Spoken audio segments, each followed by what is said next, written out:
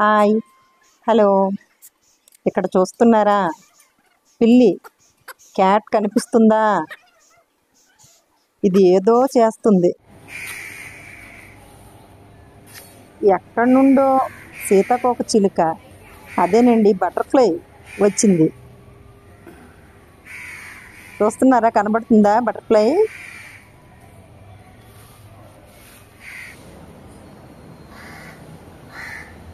పిల్లి, సీతాకోకచిలుక రెండు ఆడుతున్నట్లు మీకు కనిపిస్తుందా? కానీ పిల్లి దాన్ని వెంబడిస్తుంది, వేటాడేస్తుంది. పాపం పిల్లి ఉద్దేశం తెలియక బటర్ఫ్లై సీతాకోకచిలుక ఆడడం మొదలుపెట్టింది. పిల్లి ఆడుతున్నట్లే ఆడి దాని నైజం చూపించుకుంది.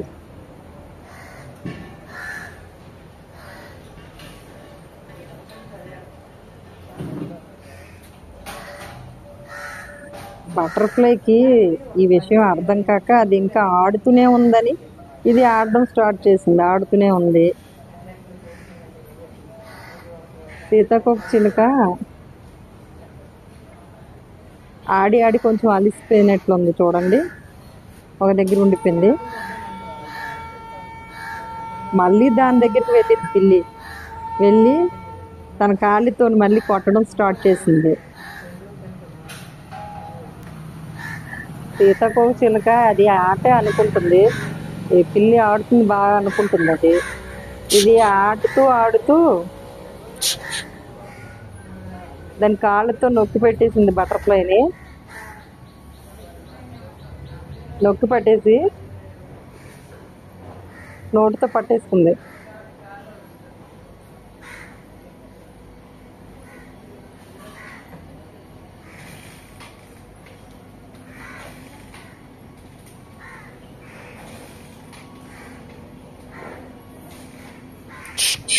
నోటితో పట్టేసుకుంది. నోటితో పట్టేసుకుందండి. లోపల వేయడానికి తయారైపోయింది. ఏమనుకుందో ఏమో కానీ వదిలేసిందండి సీతాకోకచిలుకని. పిల్లి వదిలేసి మళ్ళీ దాన్నే చూస్తుంది, ఏం ఆలోచిస్తుందో. ఇంతలో ఇటు నుంచి మా ఆయన గారు ఏదో సౌండ్ చేశారు. దాన్ని చూస్తూ ఈ ముందు ఇంకా మరి దానికి ఏం కనిపించిందో ఆ మట్టిని గోకుతుంది. గోకుతూ అక్కడ వాసన స్మెల్ ఏదో చూస్తుంది. ఈ గొడవలో పడిపోయి అది బటర్ఫ్లై విషయం మర్చిపోయిందండి.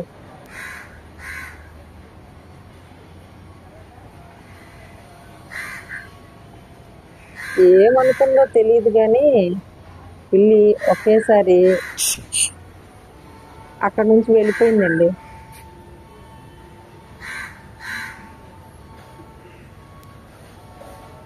సీతాకోకచిలుక అమ్మయ్య అనుకుంది. ఎట్టకేలకు చావు తప్పి కన్నులొట్టపడినట్లు సీతాకోకచిలుక రెక్కలు కొంచెం డామేజ్ అయినా ప్రాణాలతో బయటపడింది. దీన్ని బట్టి మనకు అర్థమైంది ఏంటంటే గుడ్డిగా ఎవరిని నమ్మకూడదు.